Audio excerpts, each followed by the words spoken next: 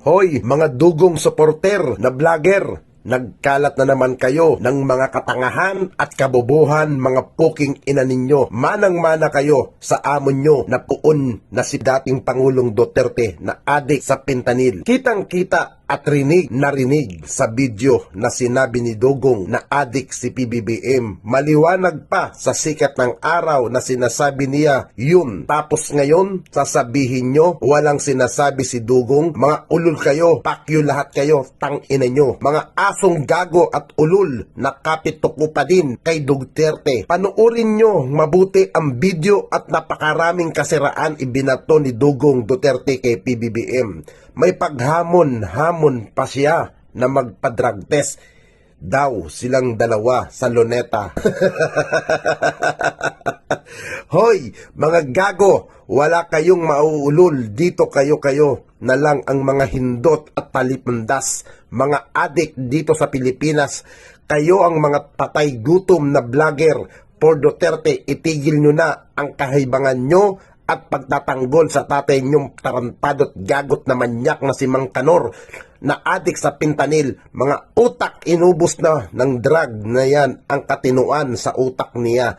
Kaya kayong mga putang ina ninyo mga vlogger, supporter dyan, patapanggol at walang magawa sa buhay kung hindi puro humanap na lang ng content para pagkakitaan ng video para lang idepende si Duterte at utuin ang mga supporter niyang mga ulul din na katulad ninyo. Kaya mga puki ng ina ninyo, pagsama-sama na kayo na tumalon sa building. May drug addict tayo na presidente, A few moments later.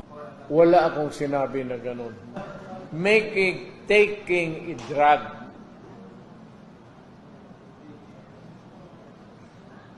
Pero kung sabihin mo, addict, wala akong sinabi na ganun. May drug addict tayo na presidente, Ngayon, anong tawag doon?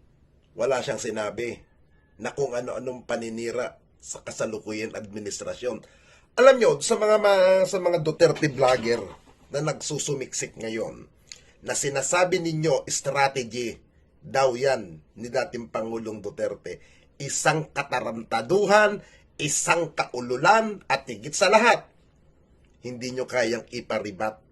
Yan ang mahirap kay Pangulong Duterte. Paiba-iba na ng sinasabi. Di ba?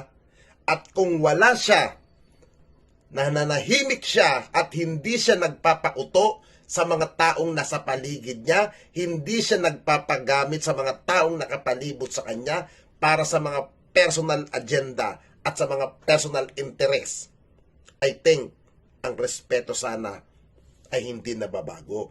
Yan ang problema sa inyo, mga putang ina ninyo na hanggang ngayon nagpapakatanga. Ha?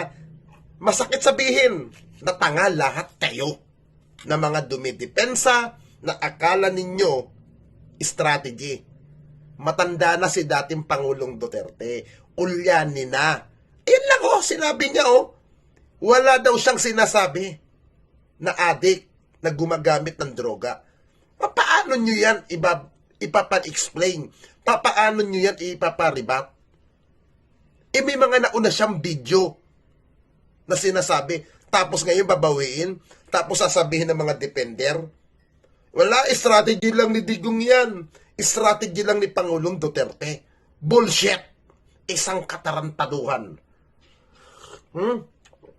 Isang malaking kahibangan ang sinasabi ninyo, mga putang ina ninyo. Pabayaan nyo ang gobyernong ito, pabayaan nyong umusad tayo, pabayaan natin maglingkod ang gobyernong ito nang makita natin at nang tayo'y umasenso naman. Hindi yung putang ina tayo nagwawatak-watak nang dahil sa matandang Duterte na yan at tayo'y nagkakagulo-gulo na sa bansang Pilipinas dahil sa mga katulad yung mga ulol na tanga na vlogger.